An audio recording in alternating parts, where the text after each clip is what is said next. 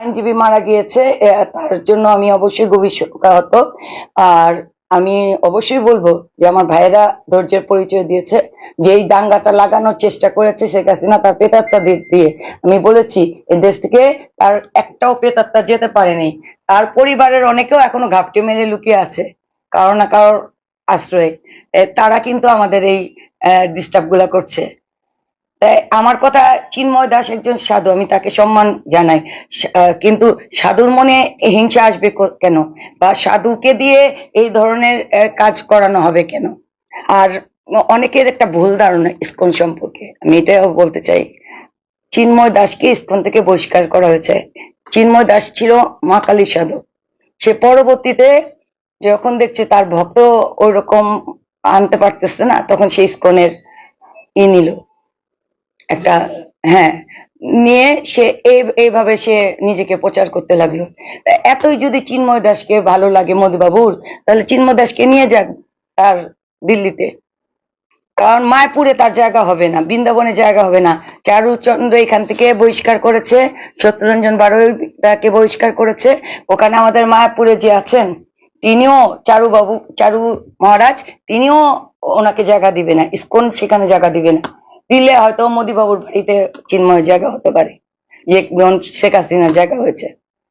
অন্তর্বর্তী কালীন সরকারকে আমি ধন্যবাদ এবং কৃতজ্ঞতা জানাই। তারা প্রশাসনের সংস্কার করবে, তারপর আমাদের একটি সুষ্ঠু নির্বাচন দেবে, যেটা আমরা ভোটের অধিকার ফিরে পাবো।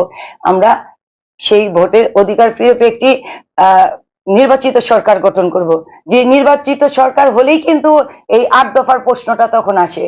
এটা কিন্তু এদের কাছে আসে না। কিন্তু তারপরও কিন্তু তারা তাদের দিকে, আমাদের হিন্দু সম্প্রদায়ের দিকে তাকিয়ে তারা আমাদের দুর্গাপূজায় একদিন ছুটি বাড়িয়ে দিয়েছিল।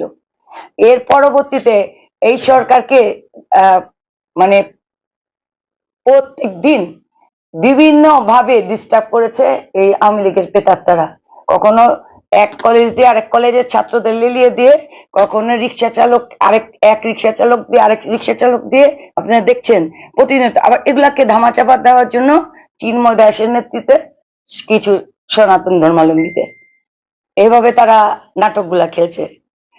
আমি বলবো ওনারা অবশ্যই দেশের শান্তি বজায় রাখার জন্য সার্বিকভাবে চেষ্টা চালিয়ে যাচ্ছেন।